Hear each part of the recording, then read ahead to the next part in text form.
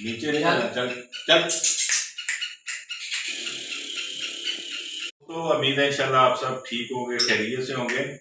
इमरान भाई है जी, माना भाई मेरे बहुत अच्छे दोस्त हैं, भाई हैं, बड़े अच्छे शौकीन हैं माशाल्लाह काले तितर के। तो माना भाई के पास आया हूँ माशाल्लाह, एक पट्ठा है इनके पास, उसका शौक करते हैं माशाल्लाह, आपको छूट भी है, बहुत अच्छी बुलाई है, 13 माह का पट्ठा है, बहुत ज़बरदस्त है माशाल्लाह।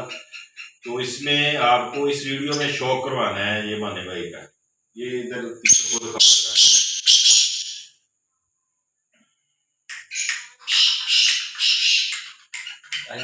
माशाल्लाह, बहुत अच्छा पट्ठा है, बेटदार है। और सबसे बड़ी बात जो है माशाल्लाह छूट है, जिधर मर्जी इसको खोल दे। क्या बात है मानो भाई, माशाल्लाह बहुत अच्छा है माशाल्लाह, ठीक आ रहा है तेरी।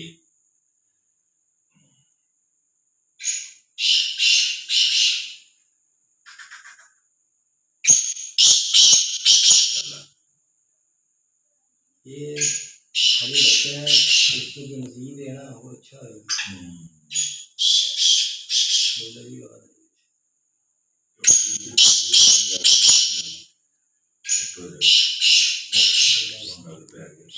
बाहर कटे हो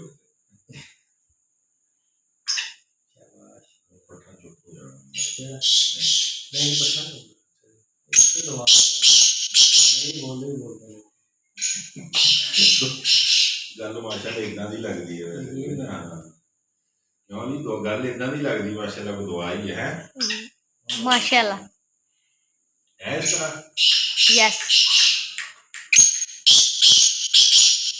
तो हम मस्ती भी कर रहे हैं, मैं प्रोग्राम करी है मैं तो दसना कितना बहुत चढ़ वो पट्ठा जेड़ा किथे जेड़ा कहने सी वो गोल के अंदर ये ले ले। अच्छा चल ठीक है अली।